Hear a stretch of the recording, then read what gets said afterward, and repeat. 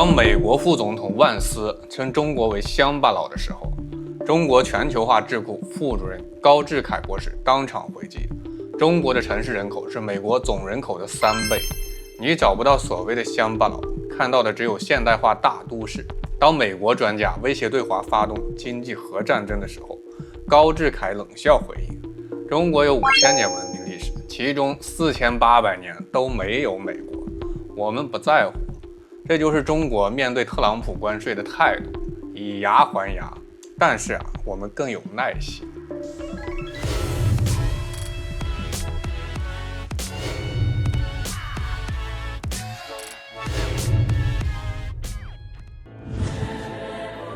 大家好，欢迎来到老纪，我是大钊。兄弟们，今天咱们继续聊聊中国外交界的硬核学者高志凯博士。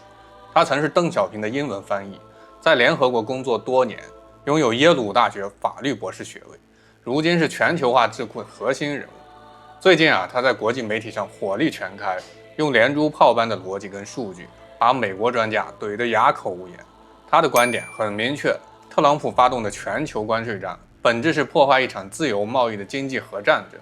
而中国有的是耐心跟实力硬。特朗普政府上任之后打着美国优先的旗号，迅速启动对中国的高额关税制裁，号称要把制造业带回美国，让铁锈带变成金带。但事实是什么？全球产业链可不是你说断就能断的。高志凯怎么评价这场贸易战呢？他说：“这可不是中国想看到的，我们不希望自由贸易被摧毁，尤其是在人类的面前。”这句话是不是有点熟？没错，这简直就是翻版的《论语》，君子和而不同，小人同而不和。特朗普的关税棒子就像是小人强行拉群结盟，非要把别人拉进一个你不站我队，我就打你的队里面。而中国呢，更像那个稳如老僧的君子，面不改色的回应：你急我不急，你吵我静观其变。这场贸易战最痛的地方，不是经济账本上的亏损，而是对全球秩序的冲击。20世纪30年代的大萧条以后，各国争相提高关税，结果呢，是大家一起掉进了保护主义的黑洞，历史的钟摆仿佛又摇回来。只不过这一次吹响反自由贸易号角的是昔日的全球化旗手美国。高志凯说得很直白，我们看到国际秩序在崩溃，不是由他国，而是由特朗普领导的美国。这就好像一个家族里的老大突然掀桌子不玩，他高喊口号，我出的钱多，我说了算。可问题是这游戏是大家一起设定的规则，你突然耍无赖，怎么服众？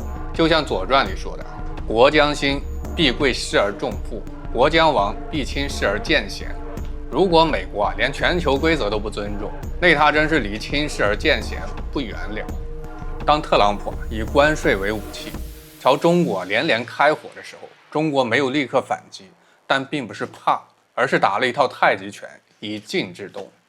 高志凯那句经典台词：中国可以等到尘埃落定，如果需要几年，我们也可以等，甚至是等到你特朗普下台。这不是怯懦，而是战略级的自信。就像孙子兵法说的，不战而屈人之兵，善之善者也。贸易战不是打得最狠的赢，而是笑到最后的才是赢家。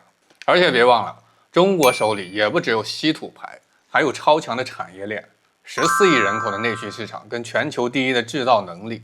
美国想把制造业拽回家，高志凯干脆送了特朗普一套免费建议：多修集装箱港口，加快高铁跟高速公路建设，加倍发电能力，重建职业培训系统，重拾纪律与敬业精神。简而言之，你得先把基础设施跟人心给搞起来，不然空喊着美国制造、美国伟大，不过是镜花水月而已。中国不是挑衅者，但不怕挑战。高志凯说，中国绝对不会开第一枪，但也绝对不会允许你开第二枪。这句话掷地有声，像不像《史记》里那句项庄舞剑，意在沛公？当今世界政治舞台上，谁是项庄，谁是沛公，全靠大家擦亮眼睛来看。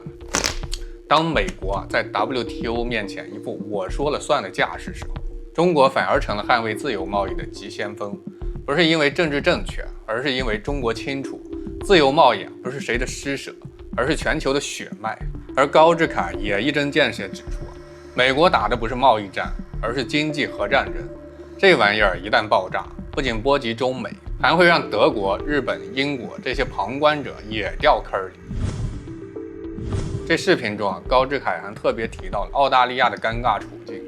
作为美国的铁杆盟友，又是中国最大的贸易伙伴，澳洲被夹在了中美之间，左右为难。高志凯说你的牛比你的人还多，而你的羊比你的牛更多。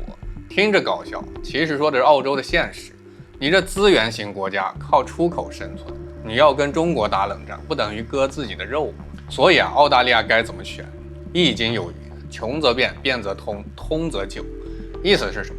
在困境中选择变化，在变化中找到通路。澳洲人应该明白自由贸易是活路，站队主义是死路。高志凯的逻辑很明确，中国不怕战，但不愿战；中国愿意谈，但不接受恐吓；中国希望共赢，而不是你输我赢。他说我希望美国人民终有一天会发声，我希望一些关键的头脑最终会在华盛顿出现。这是一种希望，也是一种提醒。别忘了，美国真正的力量来自于他的人民，而不是一个任性的总统。那么我们这些普通人又该怎么看待这些问题？兄弟们，这不仅是中美之间的较量，也是全球文明的一次考验。到底是关税强还是合作桥？是丛林法则还是共识治理？是强权即公理还是规则优先？你我身在其中，避无可避。作为一个普通观众，你可能觉得关税、制造业、稀土这些话题离自己很遥远，但别忘了，你用的手机、穿的衣服、吃的食物背后都有一个叫全球供应链的隐形巨人。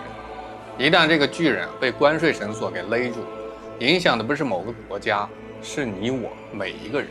所以你认同高志凯的观点，认同耐心的力量，认同和平与规则的价值，请点个赞，留个言，分享出去，让更多人知道我们正处于一个决定未来的历史关头。